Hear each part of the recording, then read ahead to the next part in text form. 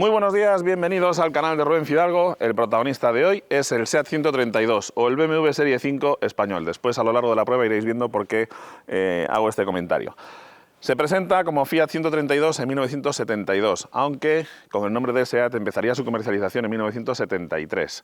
Esta unidad en concreto es de 1977, ya se corresponde con la fase 1,5 o 2, en la que se hizo un pequeño restyling que os comentaré después cuando veamos su diseño, y es justo antes de que llegase el 132 de segunda generación, ya con los parachoques de plástico y otro salpicadero. Vamos a ver todas sus características y por qué me parece un clásico súper interesante y que está muy infravalorado en la actualidad.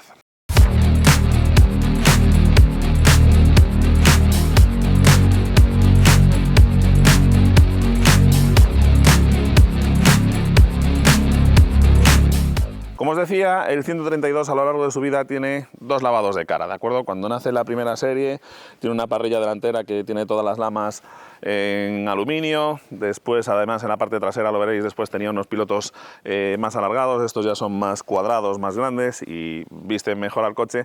Pero sobre todo la gran diferencia la vais a ver en el lateral y en la vista trasera y os la contaré luego. Es un diseño de Marcello Gandini, o Gandolini, porque la verdad es que en 1972 no le apetecía demasiado trabajar. ¿Por qué digo esto? Bueno, pues en 1966 había sacado el Lamborghini Miura, que era un escándalo en cuanto a redondeces y formas complejas, y en 1972 saca tres coches prácticamente idénticos, el Alfa Romeo Alfetta, el BMW Serie 5 y el Fiat 132. Y en ellos utiliza la escuadra y el cartabón básicamente, aunque su diseño es muy moderno y marcaría tendencia a lo largo de los años 70. Como os digo, este es un Serie 1,5, aquí en el frontal lo vais a diferenciar porque tiene parte de la parrilla cromada y parte en negro, y ya en el frontal vais a ver esos rasgos en común con el BMW Serie 5, con la serie E12, que como digo se presenta en el mismo año que el 132, y también con el Alfa Romeo Alfetta, que la verdad es que casi cuesta diferenciarlos si los tienes uno al lado del otro.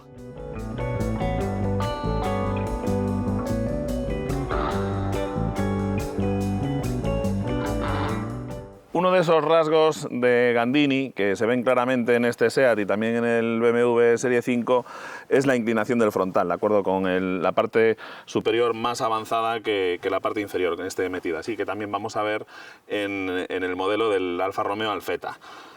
Para mí es la versión con el diseño más llamativo, aunque bueno, esto es algo súper subjetivo, pero sí que es verdad que las defensas cromadas hacen al coche pues que tenga un aire más clásico y tal vez algo más señorial.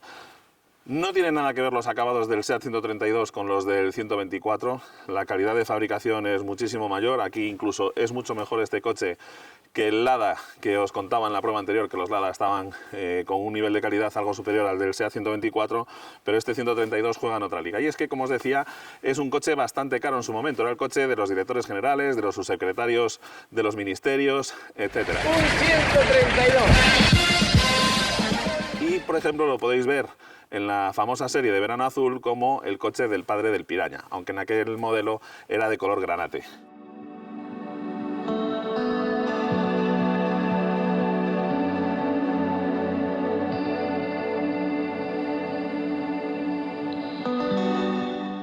En la vista lateral, tanto las proporciones, aunque este es un poco más compacto, el BMW se iba hasta los 4,6 metros y aquí estamos hablando de que este se queda justo en el borde de los 4,4, no llega exactamente a ellos, pero sí que las formas y, como digo, las proporciones son muy parecidas a las del BMW Serie 5 y, por supuesto, a las del Alfa Romeo Alfetta.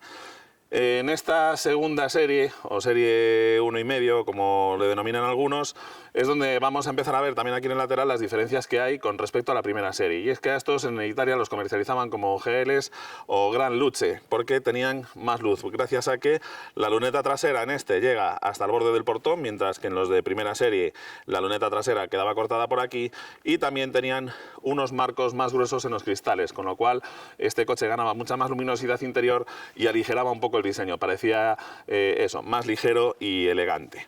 Las llantas también pasaban de garganta de 5 pulgadas a 5,5, aunque su diseño exterior aparenta pues ser prácticamente idéntico, aunque sí que se nota un poquito más de bombeo y de desplazamiento en ellas. Los ajustes y acabados de la carrocería son muy buenos. Da gusto, por ejemplo, cerrar las puertas y escuchar ese sonido robusto, y, como digo, el diseño, pues bueno, marcó tendencia en los años 70.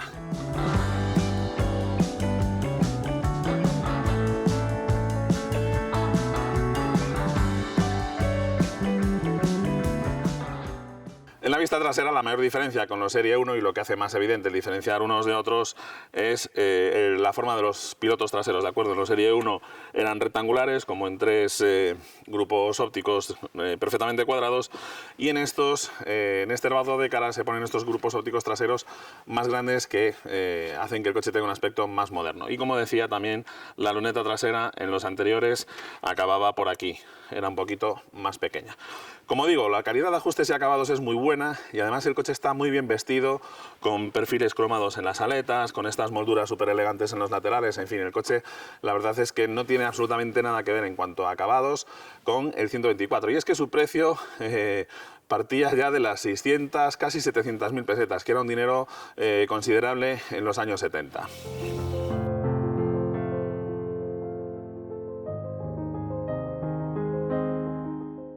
Como os decía, para que veáis cómo se han hecho gigantes los coches, este no llega a los 4,4 metros de largo, tiene unas plazas traseras súper espaciosas y un maletero que no está nada mal. Es cierto que nos estorba un poquito el depósito de combustible allí, pero ya veis que tiene muchísimo fondo y unas formas muy cuadradas. En cuanto a las mecánicas, el SEAT 132 como tope de gama pues no montaba los motores monoárbol que encontrábamos en los 124, eran todos con el famoso doble árbol de levas diseñado por Lamprevi. Es un motor súper alegre, vais a verlo ahora en detalle, y en cilindradas de 1006, 1008 y 2 litros. Y aparte de eso también en SEAT exclusivamente hubo una versión diésel que en SEAT llevaba motor Mercedes, mientras que las versiones italianas montaban motor Sofim. Aquí tenéis más en detalle la vista de este motor, como digo es un 1800, estéticamente os va a resultar familiar las formas de estas tapas de balancines, aunque en aquel caso iba colocado transversalmente y se trataba de un 2 litros, en la videoprueba del Lancia Beta HP, que os invito a que la veáis, que es bastante interesante.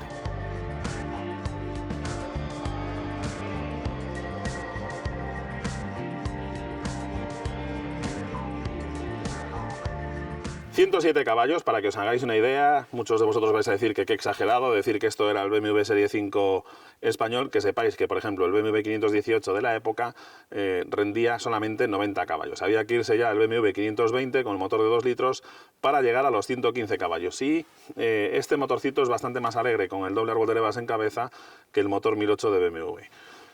Detalles interesantes de esta unidad, bueno, pues que tenemos aire acondicionado, que era una opción carísima en su momento y que no es nada habitual, funciona perfectamente. Como digo, motor de doble árbol de levas en cabeza, también muy moderno el sistema de frenos, doble circuito de freno con servoasistencia, frenos de disco en las 4 ruedas, además de muy buen tamaño, y en lo que sí que se quedaba un poquito vetusto el 132 era en la geometría del eje trasero, que recurría a un eje rígido, casi como el de una furgoneta. Eso sí, no necesitaba barras Panhard por la forma de los brazos traseros, que le daban bastante estabilidad, pero prescindían de barras estabilizadoras para hacer al coche más confortable, algo que hizo que el comportamiento del coche se criticase bastante en su momento, y al final añadieran las barras estabilizadoras en las últimas versiones.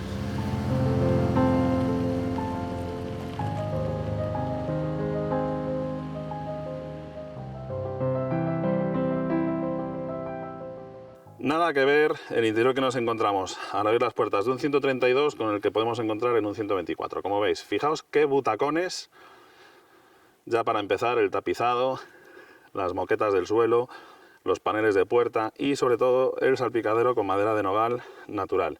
Y además una instrumentación muy completa. En las plazas delanteras nos va a llamar la atención este cajón aquí en la consola central, que es donde tenemos las salidas de aireación del equipo de aire acondicionado, y la caja de cambios de 5 velocidades, que era opcional en los modelos más básicos.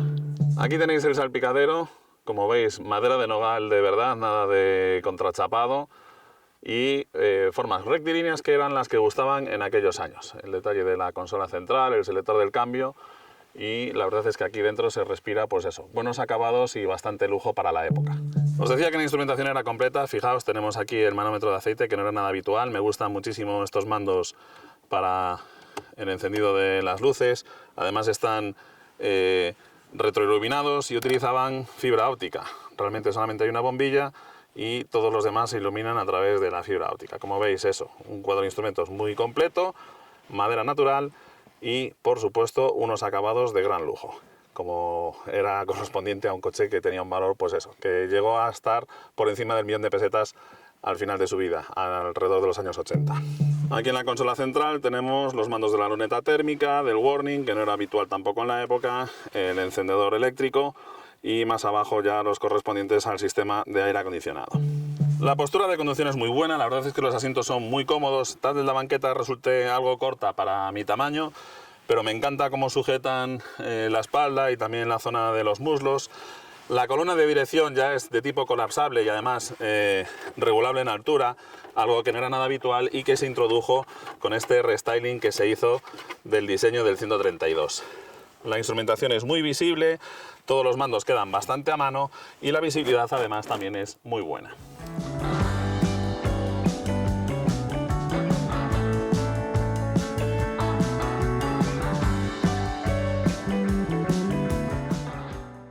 Mirad qué butacones tiene esto en las plazas traseras y el estado en el que está la tapicería. Nada que ver con un 124. Aquí la calidad, el confort, en fin, esto es otra liga, claramente. Detalles de gran lujo, como por ejemplo las luces de cortesía en los montantes traseros, el reposabrazos en la plaza central y además este ejemplar con el aire acondicionado es un coche en el que el confort es sobresaliente.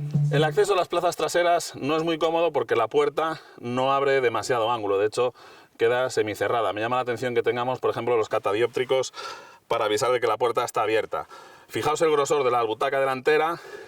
El coche, insisto, mide menos de 4,4 metros, todavía me quedan dedos para rozar con las rodillas en el asiento delantero y eso que lo he puesto atrás del todo para poderlo conducir. Yo mido 1,85 m, el asiento está puesto para una persona de 1,85 m, 1,90 m y fijaos todavía el espacio que me falta para rozar con las rodillas y también la altura para la cabeza es de sobra. Me llama también la atención el enorme tamaño de los asideros de las plazas traseras y del copiloto.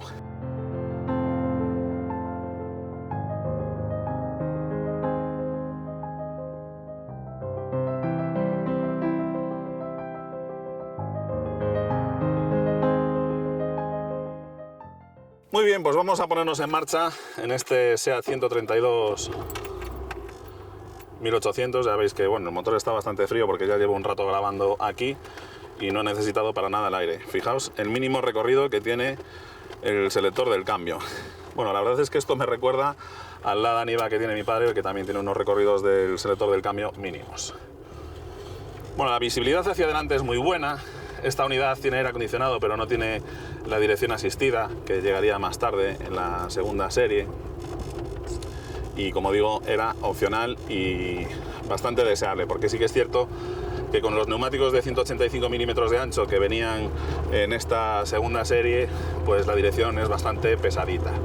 Es súper confortable, no hay absolutamente ningún grillo aquí dentro. Esa mala fama de SEAT, siempre estamos apretando tornillos, pues en el 132 no era tanto así, ¿de acuerdo? Os decía que la mecánica esta 1800 de doble árbol de levas era muchísimo más alegre que la del 518 de BMW y la verdad es que el coche tiene un reprise y es muy alegre. No es un coche demasiado pesado, estamos hablando de que supera la tonelada por poquito, en torno de 1150 kilos aproximadamente de peso y el coche va muy bien. Una vez en marcha la dirección tiene muy buen tacto, es un poco imprecisa, pero bueno, no está nada mal, no hace demasiado ruido aquí dentro. Vamos a poner el acondicionado que ya empieza a hacer algo de calorcito por aquí y si no me voy a poner a sudar como un pollo. Me encanta la instrumentación, los relojes son súper legibles, la visibilidad, como decía, es muy buena. Me gusta también el tacto del volante de pasta, es algo más grueso de lo habitual en los volantes de pasta de la época. Yo recuerdo el Volkswagen que teníamos en casa, el tipo 3, el Variant y también el 411, tenían también el volante de pasta, pero era mucho más fina que este. La caja de cambios tiene un escalonamiento de las marchas muy bien pensado para la respuesta del motor. Es un motor bastante alegre y que le gusta estar en el entorno de entre las 2500 y 4500 revoluciones por minuto para que tenga un poquito de alegría y, como digo, pues eso, va muy bien pensado el escalonamiento del cambio para el temperamento de esta mecánica. Se nota esa suavidad de suspensiones y que sí que balancea el coche. Os decía antes que en un principio en las pruebas que he leído de la época se criticaba que le faltase la estabilizadora. A ver, era un coche que estaba pensado sobre todo para el confort, no tenía ninguna pretensión deportiva.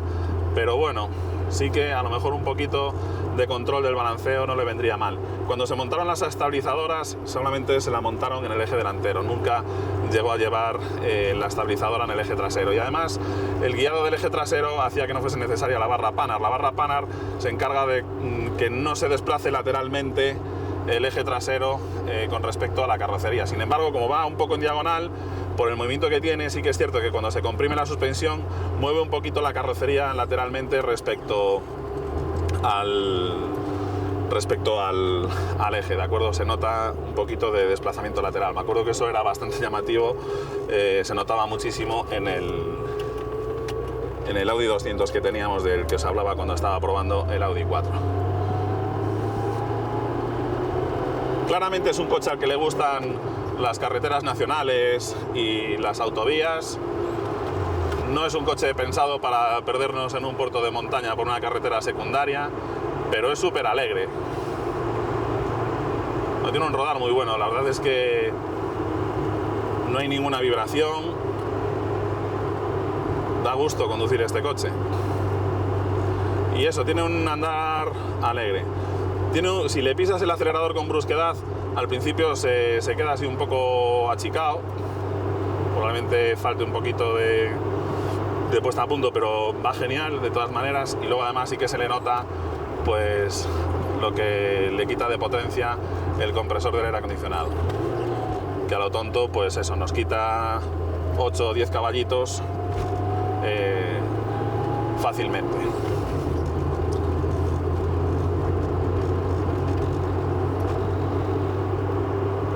Es súper cómodo este coche. Como os decía, es un coche con detalles muy lujosos para la época, para los años 70.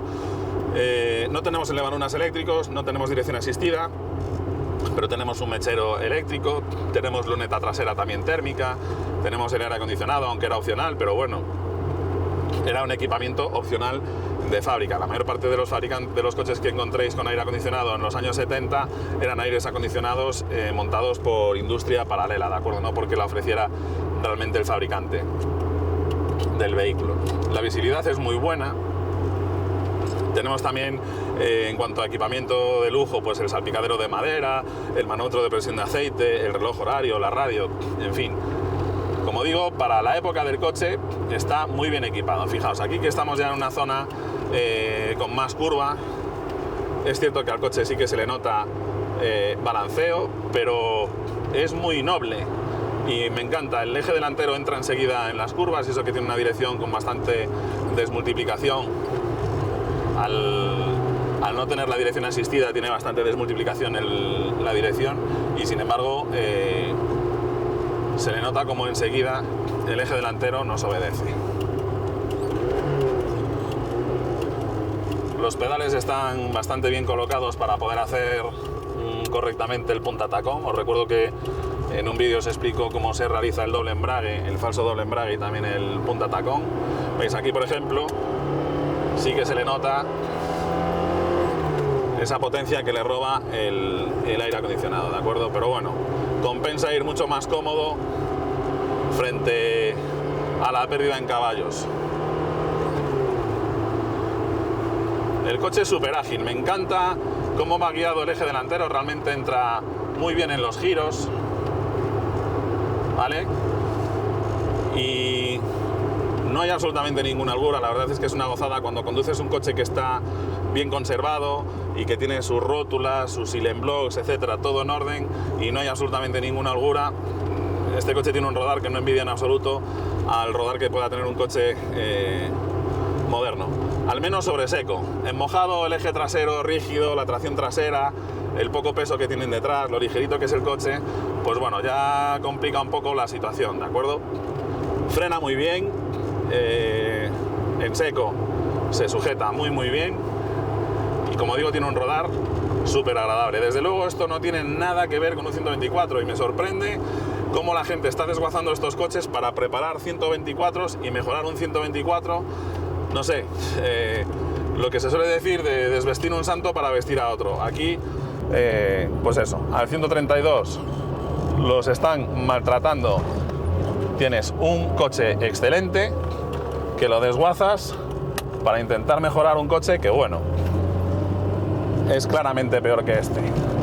Al final pretendes que un 124 se convierta en un 132 y eso es imposible y no tiene ningún sentido cuando ya existe el 132. En fin, la gente tiene esos gustos y hay que respetarlos, pero bueno, yo considero que teniendo un buen coche como es este, menospreciarlo para luego gastarte un dineral en mejorar un 124 que es claramente peor coche que este, pues bueno, no lo comprendo, la verdad. Muy bien, después de este paseo vamos a volver al punto de partida y vamos a emitir un veredicto de qué es lo mejor y lo peor de este 132.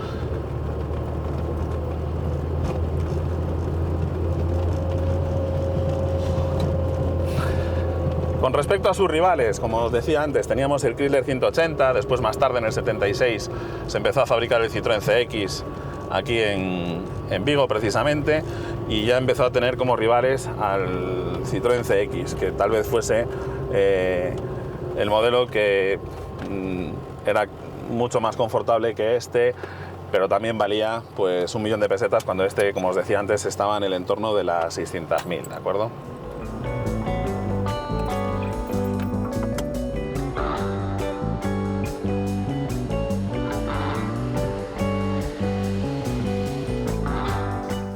Muy bien, pues llega el momento ya de devolverle este SEAT 132 a Santi y a Clemente, a quienes de nuevo les agradezco que me hayan dejado una de sus joyas para enseñároslas y romper una lanza en favor del SEAT 132, que como os digo, a mí me parece un coche súper interesante para coleccionar. Se han fabricado menos unidades que el 124 y es un coche claramente mejor equipado. No os vayáis todavía porque, como siempre, os voy a dejar también aquí la ficha técnica con las características principales del coche y también el número de unidades fabricadas y cotizaciones, etcétera.